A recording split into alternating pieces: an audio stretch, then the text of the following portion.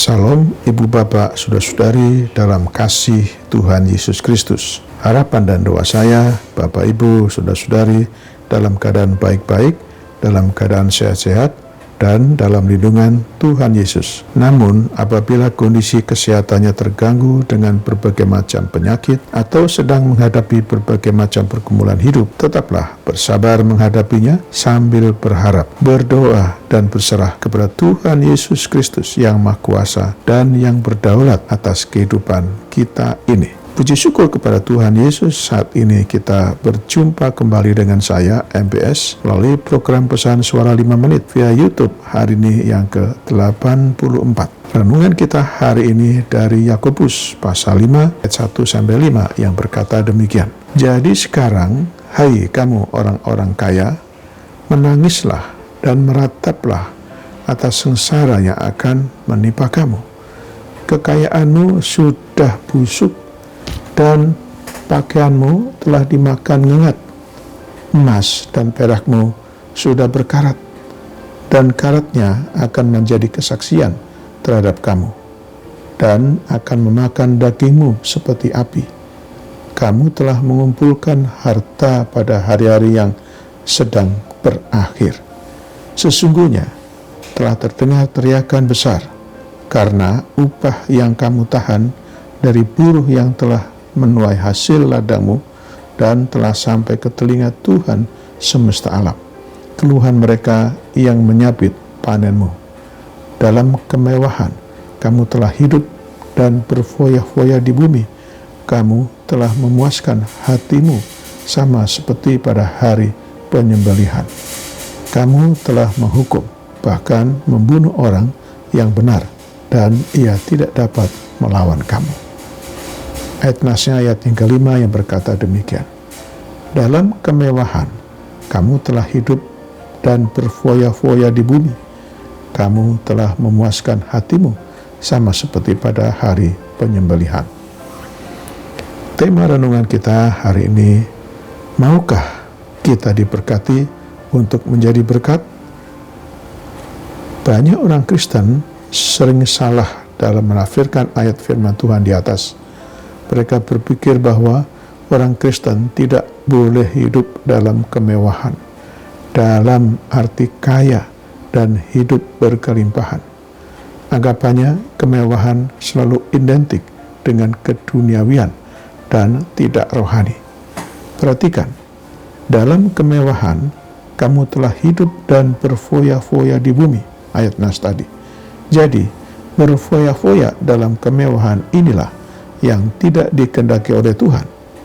Tetapi apabila kemewahan atau harta yang berlimpah itu dipergunakan untuk menggenapi rencana Tuhan, yaitu diberkati untuk memberkati atau dipergunakan untuk kemuliaan nama Tuhan, maka kemewahan ini tak ada salahnya. Banyak tokoh di Alkitab yang diberkati Tuhan dengan limpahnya, tapi mereka hidup sesuai dengan kehendak Tuhan. Salah satu contohnya adalah Abraham. Tuhan memberkati Abraham dengan satu tujuan, supaya hidup Abraham menjadi berkat bagi bangsa-bangsa. Dalam Kejadian 12 ayat kedua berkata, Aku akan membuat engkau menjadi bangsa yang besar, dan memberkati engkau, serta membuat namamu masyhur, dan engkau akan menjadi berkat. Kita dapat mempergunakan harta kekayaan kita untuk memuliakan Tuhan. Seperti tertulis dalam Amsal 3 ayat 9 dan 10 demikian. Muliakanlah Tuhan dengan hartamu dan dengan hasil pertama dari segala penghasilanmu. Maka lumbung-lumbungmu akan diisi penuh sampai melimpah-limpah, dan bejana pemerahanmu akan meluap dengan air buah anggurnya. Peringatan untuk tidak berfoya-foya dalam kemewahan tidak terbatas dalam lingkup sempit, termasuk perbuatan kejam terhadap orang yang tak berdaya.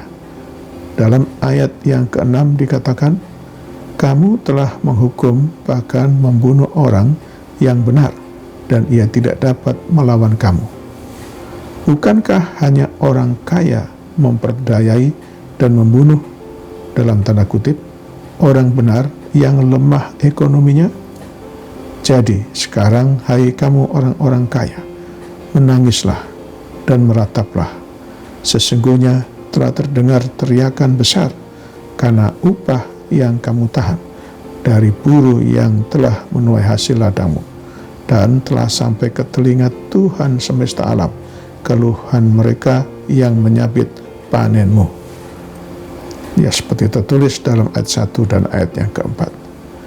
Tuhan memberkati kita supaya dengan berkat itu kita menjadi saluran berkat, bukan untuk berfoya-foya dan untuk kesenangan diri sendiri. Demikianlah renungan kita hari ini. Selamat beraktivitas dengan iman dan imun yang teguh. Tuhan Yesus Kristus menyertai dan memberkati kita selalu. Mari kita berdoa. Bapa kami di surga, kami bersyukur untuk firman-Mu hari ini. Terima kasih atas pencerahan-Mu bagi kami, agar kami memahami dan mengerti kehendak-Mu, bahwa ada maksud dan tujuan Tuhan dalam memberkati kehidupan kami, yaitu supaya kami menjadi berkat bagi yang lain. Tolonglah dan mampukanlah kami, supaya kami tidak hidup berfoya-foya untuk memuaskan diri kami sendiri, tidak peduli dengan orang lain, tapi bisa menjadi berkat bagi orang lain. Kami berdoa bagi saudara-saudara kami yang sakit, yang ada di rumah atau di rumah sakit. Kiranya Tuhan berkenan menjamah dan menyembuhkannya. Kami berdoa bagi yang bergumul dengan berbagai macam masalah kehidupan. Kiranya Tuhan berkenan menolong dan memberikan jalan keluar. Berkatilah seluruh aktivitas kami hari ini ya Tuhan. Dalam nama Tuhan Yesus Kristus yang telah mengajarkan kami berdoa. Bapa kami yang di surga, dikuduskanlah nama-Mu. Datanglah kerajaan-Mu, jadilah kehendak-Mu di bumi seperti di surga.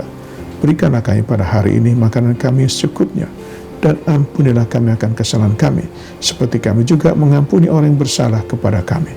Dan janganlah membawa kami ke dalam pencobaan, tetapi lepaskanlah kami daripada yang jahat. Karena Engkau-lah yang mempunyai kerajaan dan kuasa dan kemuliaan sampai selama-lamanya. Amin. Sekarang terimalah berkat dari Tuhan. Tuhan memberkati engkau dan melindungi engkau. Tuhan menyinari engkau dengan wajah-Nya dan memberi engkau kasih karunia. Tuhan menghadapkan wajah-Nya kepadamu dan memberi engkau damai sejahtera. Berkat anugerah dari Bapa Surgawi, cinta kasih karunia Tuhan Yesus Kristus, dalam persekutuan dan penghiburan dari Roh Kudus, menyertai kita semua dari saat ini sampai selama-lamanya. Amin. Sampai jumpa.